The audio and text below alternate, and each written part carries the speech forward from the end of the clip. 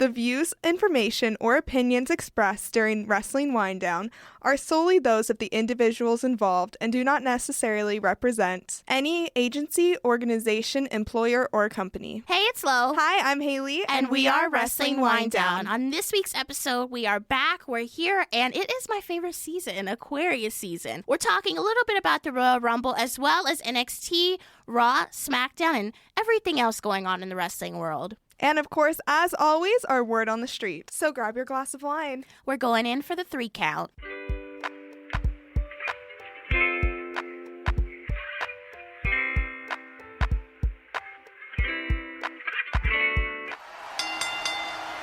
Let's kick it off by talking about the Men's Royal Rumble. Brock Lesnar entered as number 1, and this was an interesting concept, having the Universal Champion in the match, but furthermore, as entrant number 1. We saw so many people enter the ring and be decimated by Brock Lesnar. They were thrown out of the ring in a mere amount of seconds.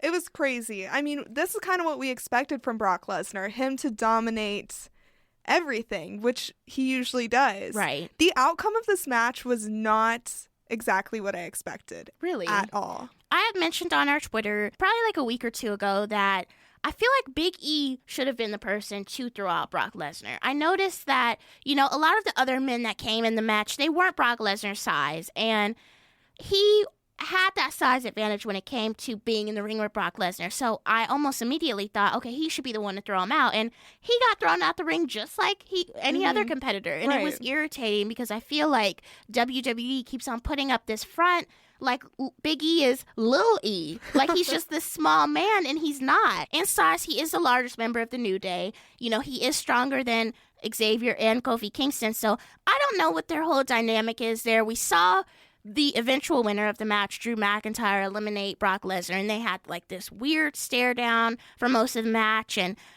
I don't really know what was going on there. I guess my question for you is, why didn't you expect Drew McIntyre to win? I mean, I feel like he's been on this kick lately where he's lost this whole character that he had before, like this ultra sassy heel, and he's been himself. He's a baby face now, and I feel like a lot of fans have really started to connect with him because he's simply himself. But do you not gravitate toward his character, or how do you feel about it? I feel like when he came into WWE, he was so strong. Him and Roman Reigns had these amazing matches together. Yeah, but they got boring. Eventually, people got tired of them, and that's kind of when he dropped off. Like, he had some weird matches here and there.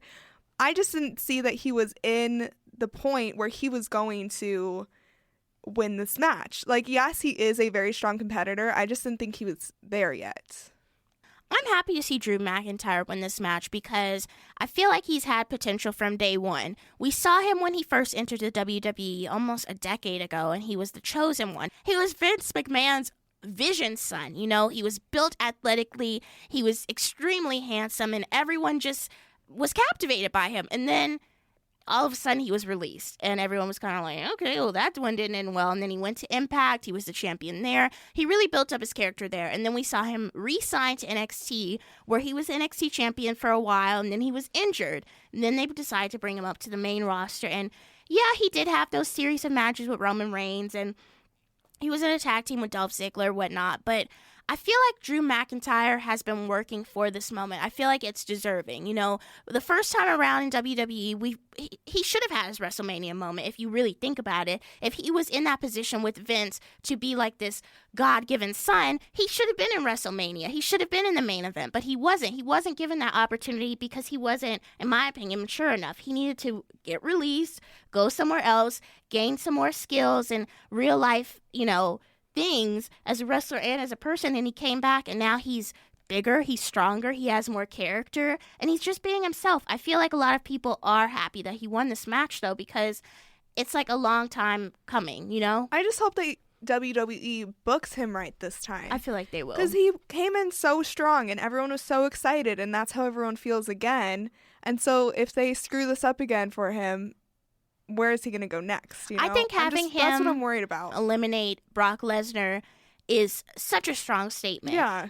Brock Lesnar is known as one of the strongest men in the WWE. He's been there for a really long time. He's a veteran, and having someone like Drew McIntyre eliminate him from this match adds fuel to the fire. So now going towards WrestleMania and the other different pay-per-views that happened before that, you have that seed in the back of your mind, like, well, what if Drew McIntyre does take that Universal Championship off of Brock Lesnar? Like, it's something to keep in the back of your mind. And I feel like Drew is more than capable enough, and he's so talented that they need to give him a run with that title. He did great as the NXT champion, so I have no doubt that he would do great things as the Universal champion. There was a very shocking moment in this match that, Lo, I know you didn't predict this. I was wrong. The whole internet was livid. I have never seen the internet light up like that before. Edge came back. Yes. Edge made a return after saying, for months, no, I will never come back to WWE. Well, there he was. I've watched this moment way too many times now, and each time I get goosebumps. Seeing the reaction of the wrestlers in the ring and him coming out and his facial expression as it looks like he's just like, I'm here, like a disbelief almost. And I think as being an Edge fan for so long that even though I got on this podcast and I was like, he's not coming back, to me, I was thinking more of medically because we hadn't really heard any updates on him. The last time we saw him in a WWE ring, he retired. Yeah, he's been on commentary. He's done different stuff on the network, but he hasn't been in ring since he retired. So this was such a huge deal, and I'm reading online that he signed to a 3-year contract. He's not full-time, so he's only doing a specific amount of dates. And I don't know how true this is, but supposedly Edge was in talks with AEW to go and sign there. And he added fuel to the fire by speaking with WWE and saying, well, I spoke to AEW. And people are saying, how people talk, that that's the reason why he got so much money for his contract, which, yikes. I mean, you think about that whole mentality of people saying that AEW and WWE, it's a war. Now you see this superstar who has had such a legendary career in the WWE, tag team champion, WWE champion, intercontinental champion. Now he's in talks with AEW, but then he's still going to WWE at the end of the day. It's like, oh, that's messy. Very messy. I feel like WWE made the right choice of giving him a 3-year contract because you love him, the fans love him, like, everyone is so excited to see him back. No one expected Edge to come back. And I think that's what the Royal Rumble is about. That's what WrestleMania season is about. I think the great thing about Edge returning at the Royal Rumble is it added that Royal Rumble feel that a lot of people miss nowadays. I think a lot of people were very anxious with this match because so many superstars were announced. Yeah. And they were wondering, well, are we going to have any surprises? And then Edge comes out and you watch and you see the crowd reaction and stuff, and that's what we live for with WrestleMania season. The suspense, the shock of having superstars that we haven't seen in a long time or superstars that have been injured come back and rock the ring. He speared everyone in that ring. We saw him spear Roman Reigns. We saw him get into it with Seth Rollins, which we know they have a history, but he was literally in the finals of this match, which shows that WWE really does believe in him. Now he's entering the storyline with Randy Orton, which chef's kiss is so good because I was a huge fan of Rated RKO, but it's a little bit weird to me because, like people online were saying, we saw on Raw Edge come back. He gave a speech and he's saying, I don't know how long this will last, me wrestling here and being back in the ring, but I'm going to enjoy every minute of it. We see Orton come out. He's trying to be friendly and say, well, what if we did a Rated RKO reunion? And then he starts beating Edge's ass. He brings out chairs and everything. And it's funny. I know how storylines work or whatever, but everyone was saying how excited they were for Edge to be back, but no one came out and helped him. Y'all shady. Y'all shady as hell. Okay? But I'm excited to see where this feud goes. I mean, I'm a little bit hesitant just because of, how Orton is. But I think seeing how he was in this whole segment, I don't know if it was just me, but it seemed like he was being extremely safe. People get on and they'll say wrestling is fake and yada, yada, yada. But you could see that they were communicating during this segment, and I felt like that was extremely important. Seeing as how injured Edge was and with his neck and stuff, it's really important that they were communicating this whole time because one chair shot that didn't go right, it could paralyze him. Right. So I definitely feel like for that's fake or we see them talking, like that was needed because you don't know what could go wrong. Wrestling is very unpredictable in terms of how moves are hit and stuff like that. So I'm glad they communicated there. We'll see what happens. I guess I'm optimistic for Edge. I don't know how I feel about Orton, but I liked Orton in 2006 when we did not know he was saying inappropriate things on the internet. But I'm going to sip my wine. I think that Royal Rumble came at the right time because, quite honestly, might be an unpopular opinion, but I was kind of getting bored with the brands. NXT, I've been a big fan of lately, but I feel like Raw and SmackDown were just having such random storylines that I honestly couldn't even watch. I was like, this is not my speed. And so I think that Royal Rumble really made me excited to watch wrestling again. The women's match was crazy. Let's talk about it. Yes, Bianca Belair shook my whole world. Go her. Like, it was insane. The fact that she broke the record for how many people that she threw out of the ring. She made it 28 minutes, I believe. Mm-hmm. And she deserves so much more than what the credit she's getting right now. Honestly, I want to be Bianca Belair when I grow up, and I'm already grown. But Bianca Belair was on the After the Bell podcast with Corey Graves, and she told him that she found out she was going to be in the Royal Rumble match.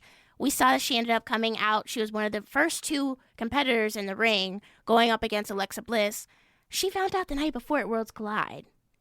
The night before, and she put on this incredible performance.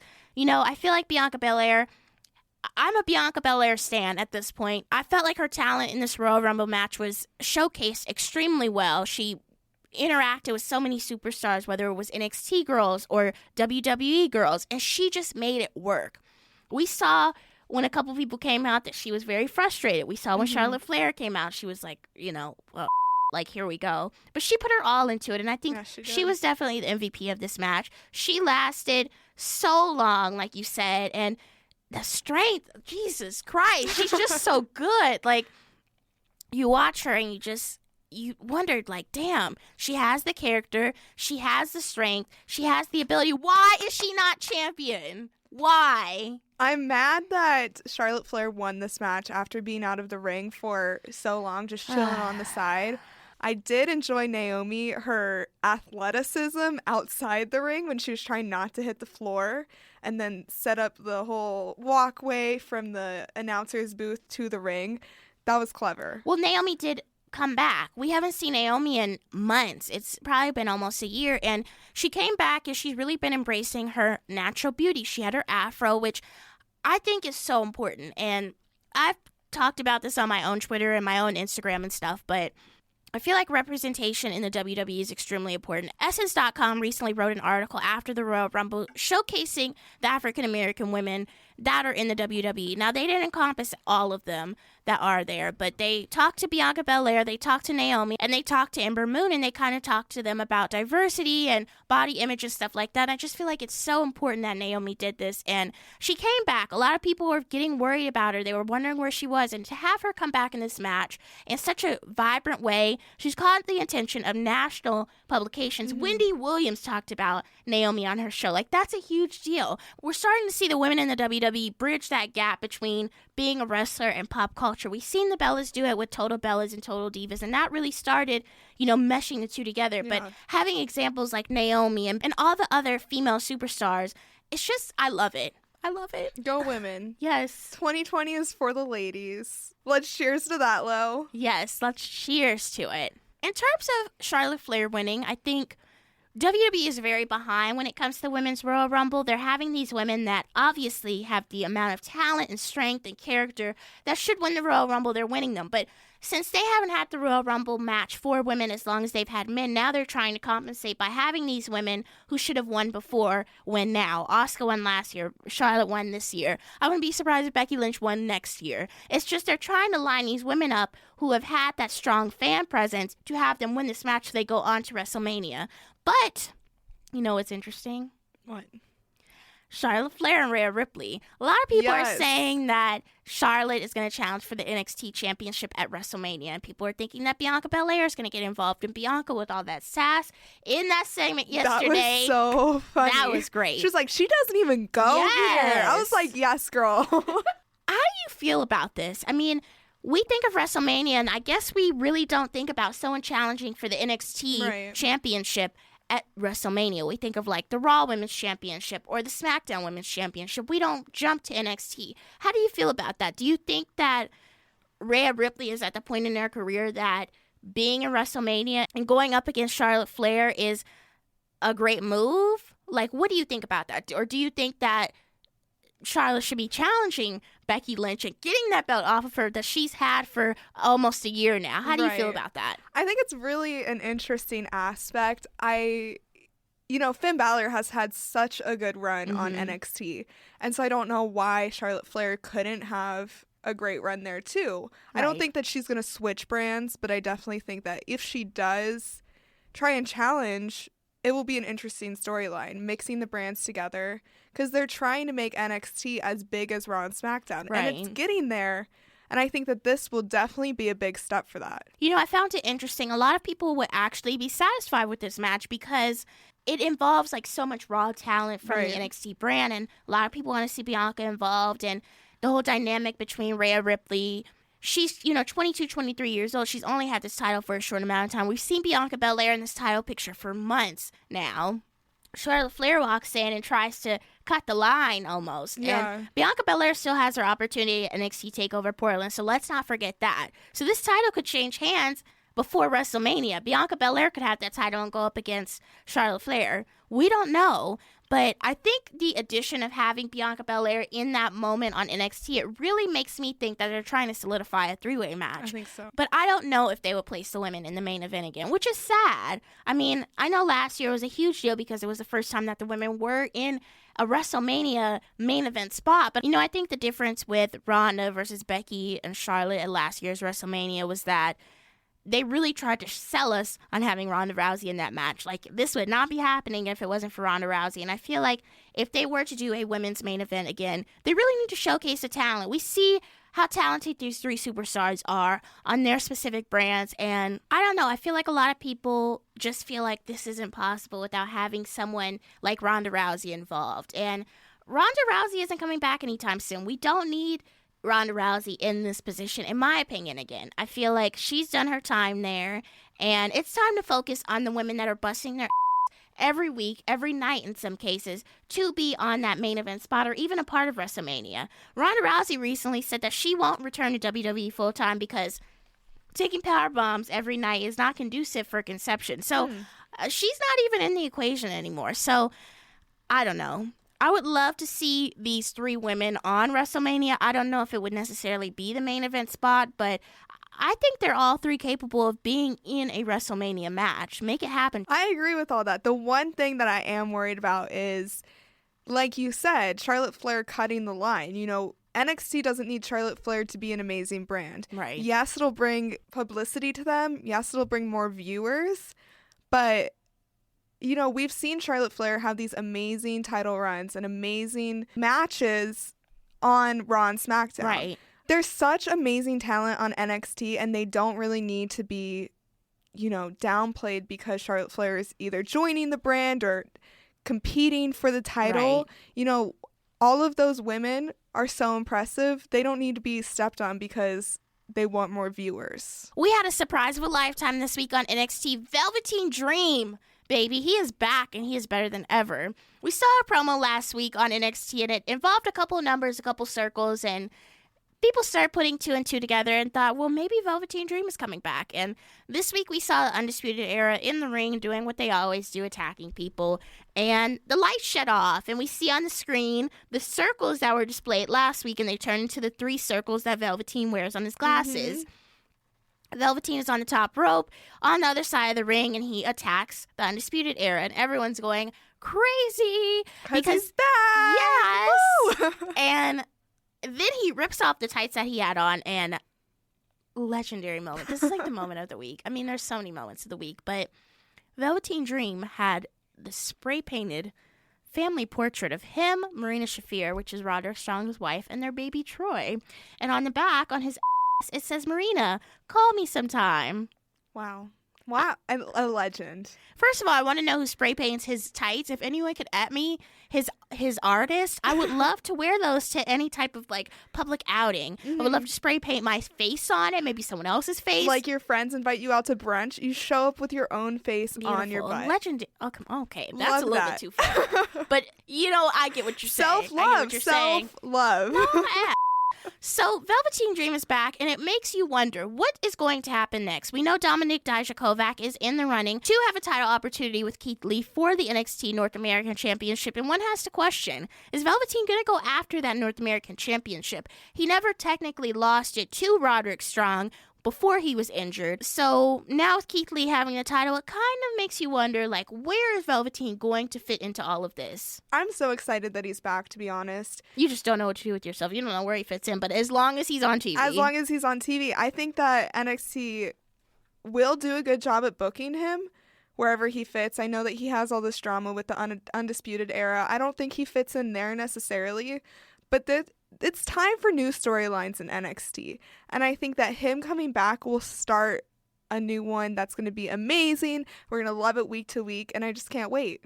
I know we haven't talked about AEW in a while, and obviously they come on at the same time as NXT, so the only thing that I really know that happened on AEW was that MJF whipped Cody Rhodes 10 times. He whipped him? He whipped him in the middle of the ring. I don't really know how to feel about that. That's interesting. Who wrote that? I don't know. I would love to know. I mean, last night I'm seeing spoilers about people whipping each other, and I'm just like, what are you people watching? Like, is this AEW? Like, or what is going on? Very gracious people are sending links to the storyline that's been going on, and I have no idea.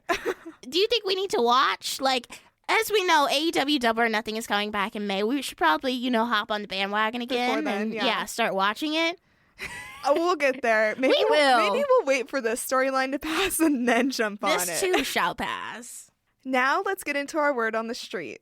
So this week in NXT was apparently a rough one because there's 2 injuries. Adam Cole and Tommaso Ciampa are both injured, according to Ringside News. Tommaso Ciampa injured his ankle. They're not sure of how bad it is or anything like that yet, but his ankle is injured, and Adam Cole was banged up so bad that he needs 3 staples in his head. Yikes. After the whole thing was Velveteen Dream. It says he's not expected to miss any time in the ring, which is shocking because 3 staples sounds like 3 more staples than I would like to have in my head and then get back to wrestling. Definitely. But good for him. I definitely don't think this is a great timing when it comes to injury. WrestleMania season is definitely picking up. So these 2 are 2 main staples in the NXT roster. So I hope that they heal in time to be involved in the different storylines. As you said, Adam Cole is not expected to be out anytime, but we don't know with Tommaso Ciampa if he's out. So hopefully they get back healthy, better than ever, and Velveteen Dream might injure Adam Cole again, but let's be careful. Let's not make it like let's an not piss him injury. off. Along with it being WrestleMania season, I guess it's also baby season. Maria Kanellis just had her 2nd baby with Mike Bennett, and the Bella twins, both of the Bella twins, Brie and Nikki, are both pregnant, and they're like a week apart, which is crazy, but twin telepathy. It's going to be on Total Bellas, definitely, but that's cute. Good for them. It's cute. I think Birdie, Brie's daughter, is just so adorable. So they said on one of their videos that they're going to wait to figure out if they're having a boy or girl, but Nikki is like ready to go to figure out what she's having, and I'm definitely sure she's having a girl. I'm not going to bet on it because that's a little bit weird, but you're I'm happy for her. I feel if you were to bet, it would be a girl. Yes. With her being in the public spotlight, a lot of people have been very judgmental with the way that she's lived her life. We've seen that now she's engaged to Artem. I don't know how to say his last name, but they were Dancing with the Stars partners when she was still with John Cena. And a lot of people were talking about how they had such a great connection, and now they're engaged, and now they're having a baby. And people are so concerned about if they're moving too fast in their lives. And what I have to say is mind your own business. Let this woman live. She just signed a contract to live in that man's house. Let that woman live, okay? If she wants to have a baby, let her have a baby. It's going to be a cute baby, that's for sure. So if you guys remember the whole drama with the Revival not wanting to be in WWE anymore a while back, and then they got the title matches and were champions for a while, and it's been a while since they've been champions or even in the spotlight. So WWE offered them $700,000 annually. $700,000. Wild. And they rejected it. That's how unhappy they are with WWE, which is really a huge statement. Money can't buy happiness. It cannot. They've had their time as tag team champions, and they've done a really good job while they've been featured on WWE television. But the last time I can think of seeing them, was it Scott Dawson who fell on SmackDown, like, and they were trying to play that off as like he was going to keep falling every week or some stupid like that. I mean, they kept on making them like the gag of the show, and I feel like, you know, as two wrestlers, people that are into wrestling and they want to be champion, of course they're going to try and turn this deal down. Now, a lot of people are saying that if they do decide to actually leave the WWE, they're kind of going to be in a difficult position because one of their members was out with injury. So that could prolong their contract process. We saw that with Luke Harper. He ended up finally getting his release, but it took long enough. Which is interesting because I didn't think that was like customary that they're going to add time for injury, which it sounds like they might be doing that with them, but it just says that they're ready to go. Well, I don't know if you saw that Mike Kanellis, as we just talked about, he had asked for his release like in fall of last year. I remember that. And he wrote this long piece about how he wasn't being featured in the ring as much as he wants to, and how he wants his daughter to have this image that he has to work hard to be in a successful position.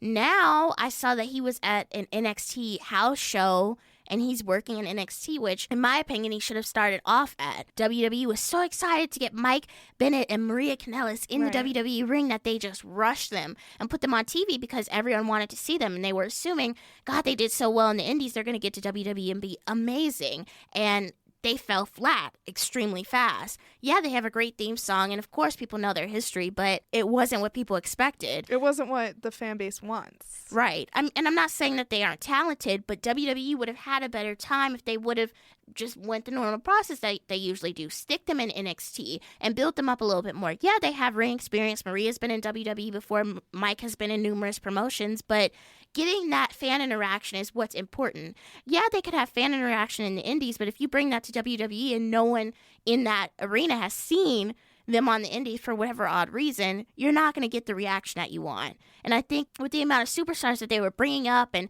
adding into storylines at that time, there was just no room for them. Mm-hmm. And then Maria got pregnant, and then it was kind of like, well, what are we going to do with Mike? I guess we'll put him on 205 Live. And then we saw that storyline with her being pregnant. Just a show. But now he's on NXT, so I feel like hopefully this is like a clean slate for him, because obviously Maria's going to be out a little bit longer since she just had her second child. Yeah. So I don't know. I mean, I think he's such an incredible athlete that if he's not happy, they should definitely let him leave. I mean, I feel like that with all the superstars. I mean, they're keeping them in this position of power, you know. Well, we don't want you to get out this contract. You were injured for 2.5 minutes, so we're going to leave you in this contract until we possibly can. And it's like, it's not fair to them. You're having these athletes sit on the sidelines in catering while they could be out at other companies making money, making a name for themselves. It's sad for the talents. Finally, in our last word on the street, Goldberg is back because there's another super showdown that there's going to be plenty of money to be made, and he wants to be one of those people to get the money. Of course. So the last time that we saw him, he defeated Dolph Ziggler, and he speared him like 5,000 times because Dolph Ziggler would not give up. And a lot of people are saying that he's either going to go against The Fiend, Bray Wyatt, and I've seen King Corbin thrown around a little bit. How are we feeling about that? I mean, not his biggest fan. I mean, I'm not a big fan of this actual event itself, so I mean, it won't hurt us. We don't watch it. For the individuals that do watch this pay-per-view and the superstars that do go to Saudi Arabia and compete, do you think that they would enjoy something like this? I mean, the last time that we saw Goldberg in a match in Saudi Arabia, he was with The Undertaker, and they damn near killed each other. Yeah. So I think that anytime WWE goes to Saudi Arabia, they're going to drag him along. And I think that's that. Like, they need men superstars, and they're going to pull these men who haven't competed in a while. And so I feel like, too, with Super Showdown, you think about they're going to this other country, and they're expected to bring their A game. Yeah. And a lot of these people know the bigger superstars. They know Goldberg. They know Undertaker. They know Triple H. They know those household names that have, you know, built themselves up to that in the WWE. So if they bring superstars that, you know, just became a part of the roster, people are going to be like, well, why do I waste my money on this? But I hate this event, to be honest. Like, I wish it was gone. Wish it was done. We saw that half the superstars barely made it home last time, so I hope at least they make it home this time to their families and they're not stranded for 3 days. Right. But I mean, it should be interesting to see how The Fiend evolves into the storyline with Goldberg, because of course they're going to build it up so they can make as much moolah as possible for people signing up to the network to watch this. So, whatever. We'll be drinking wine that day, but we definitely won't be watching that. No. Thank you for tuning into another episode of Wrestling Winedown. You can find all of our other episodes available on Spotify, Apple Podcasts, Google Play, and wherever else you listen to your podcast. You can also find us on Twitter and Instagram at WWDcast. That is at WWDCAST. Let us know what you thought about the episode. What was your favorite part? We upload episodes every week. Until next time, enjoy your wine and, of course, enjoy your wrestling. Cheers!